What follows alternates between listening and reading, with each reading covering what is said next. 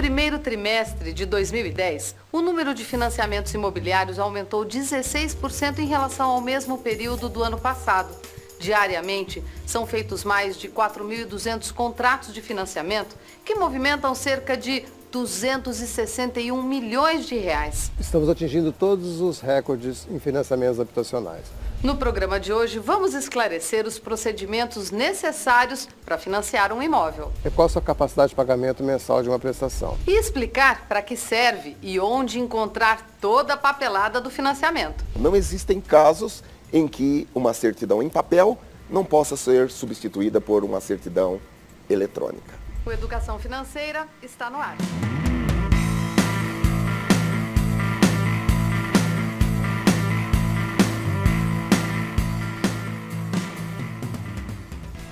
Levantar um financiamento imobiliário é um processo demorado porque envolve várias pessoas e etapas. Pode ter variações de banco para banco, mas de maneira geral, cumpre os mesmos requisitos. Para fazer um financiamento desse tipo, é primordial levantar todas as informações para tomar as decisões certas e também ter muita organização. Você sabe como se faz um financiamento imobiliário? Olha, na verdade eu tenho a informação básica, né? Alguma coisa relacionada com o banco, mas exatamente como funciona eu não sei. Eles vão analisar via Serasa, enfim, meu cadastro. Apresentar uma série de documentos que comprovam renda. E verificar se o crédito está disponível no mercado. Se tiver problema bancário, você consegue fácil. Como o mercado está crescendo ultimamente e está tendo esse boom, eu penso que está sendo muito fácil. O primeiro passo para pedir um financiamento imobiliário é pesquisar as taxas cobradas em diferentes bancos, o que pode ser feito nos sites oficiais dessas instituições, e definir em qual deles vai preencher uma proposta.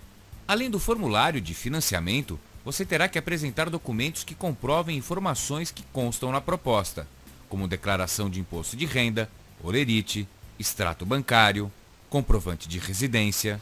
O que é fazer análise da capacidade de pagamento?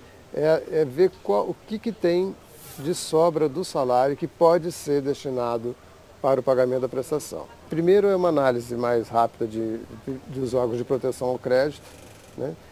Serasa, SPC, Cadim. Se não tiver nenhum registro impeditivo nesses órgãos de proteção, aí ele faz uma análise de risco de crédito, onde ele avalia a renda de todas as pessoas que estão entrando no financiamento e vê que valor que pode ser desse conjunto de renda ser destinado para prestação.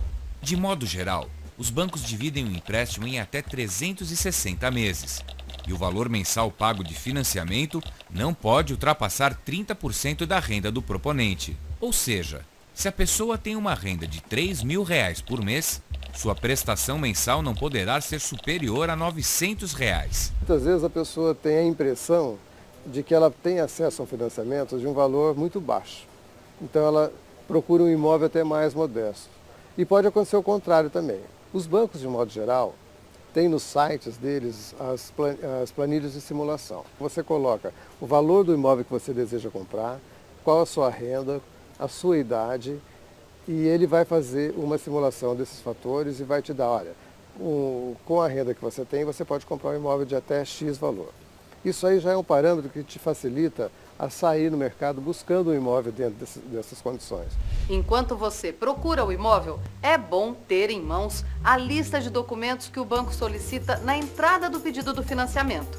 Aproveite esse período para deixar toda a papelada em ordem. Existe um mito no mercado, as pessoas que nunca buscaram financiamento imobiliário, de que essa operação é extremamente burocrática, que os bancos exigem centenas de documentos, e na verdade não é bem assim. Os bancos hoje trabalham com documentação mínima. Os documentos pessoais dos compradores, o CPF e o RG, é a comprovação do estado civil, a comprovação de renda, o comprovante de residência.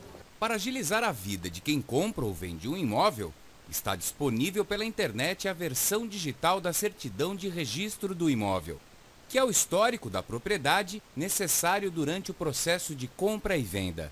Basta acessar o site da Arisp, Associação dos Registradores Imobiliários de São Paulo, e baixar o documento no computador. O preço é o mesmo das certidões tiradas pessoalmente em cartório. Não existem casos em que uma certidão em papel não possa ser substituída por uma certidão eletrônica. Quem planeja usar o fundo de garantia por tempo de serviço no financiamento para pagar parte do valor do imóvel deve fornecer ao banco outros documentos, entre eles o extrato da conta vinculada ao FGTS. Como esses documentos variam de acordo com alguns fatores, consulte seu banco. E é sempre bom saber, tudo isso é apenas uma parte da história, porque em todo pedido de financiamento entram também os documentos do vendedor e do imóvel. Do vendedor do imóvel, a documentação é um pouco menor. São os documentos pessoais, o RG e o CPF e a declaração, a comprovação de estado civil. São essas duas coisas. E para o imóvel, nós exigimos a cópia da matrícula do imóvel, que é expedida pelo cartório de registro de imóveis, e uma cópia do carnê do IPTU.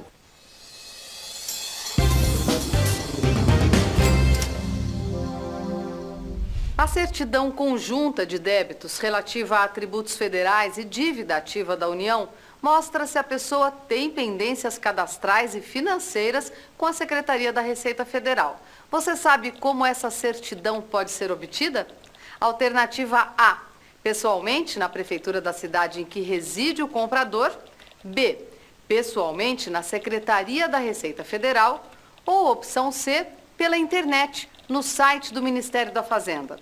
Depois do intervalo, a resposta.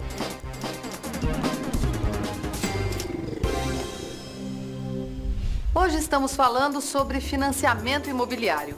A certidão conjunta de débitos relativa a tributos federais e dívida ativa da União mostra se a pessoa tem pendências cadastrais e financeiras com a Secretaria da Receita Federal. Você sabe como essa certidão pode ser obtida? Alternativa A, pessoalmente na prefeitura da cidade em que reside o comprador. B, pessoalmente na Secretaria da Receita Federal. Ou opção C, pela internet, no site do Ministério da Fazenda. A resposta está na alternativa C, pela internet, no site do Ministério da Fazenda. Para trabalhadores formais, o bom e velho Olerite é o documento mais simples para comprovar renda. Quem trabalha como autônomo ou no mercado informal, o banco solicita documentos que comprovem a movimentação financeira do comprador.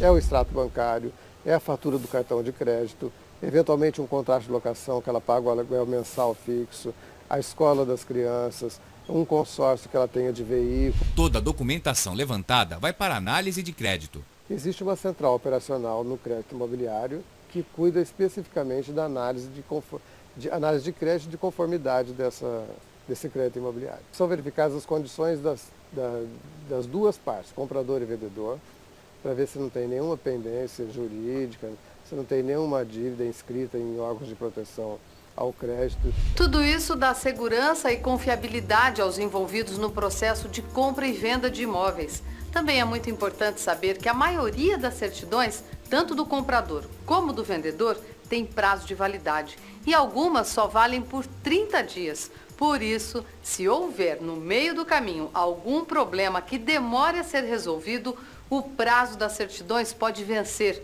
e será preciso renovar o documento. A instituição financeira cobra taxas do comprador para fazer toda a análise dos documentos e também pela vistoria do imóvel. Por quê? Para poder pagar o engenheiro que faz a avaliação, todas as pesquisas que o banco faz de certidões negativas e as despesas operacionais que tem para manutenção, para criação e manutenção desse contrato. Verificar se esse imóvel vai servir de garantia para uma dívida que um cliente está contraindo por um prazo de 20, 30 anos, né? Para garantir que assim, esse imóvel tem uma situação física, estrutural, adequada para todo esse tempo de residência, é um imóvel sólido, ele está bem construído, e o valor de mercado que ele tem.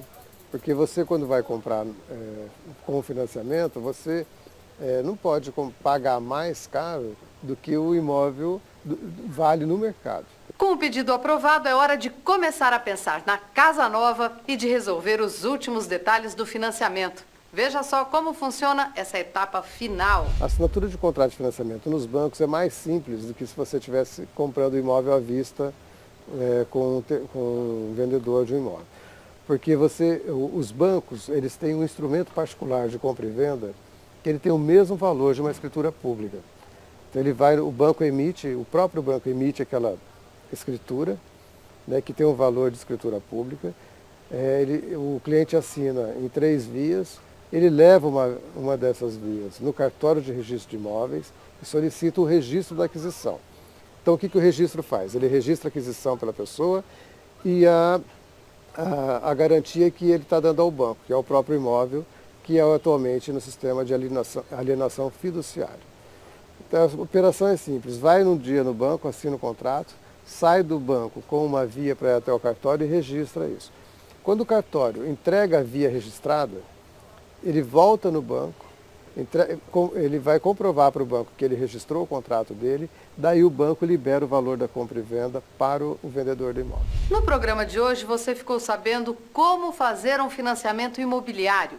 Agora, já por dentro dos procedimentos e da documentação necessária, o próximo passo é entender os tipos de financiamento que o mercado oferece. Assista no próximo Educação Financeira.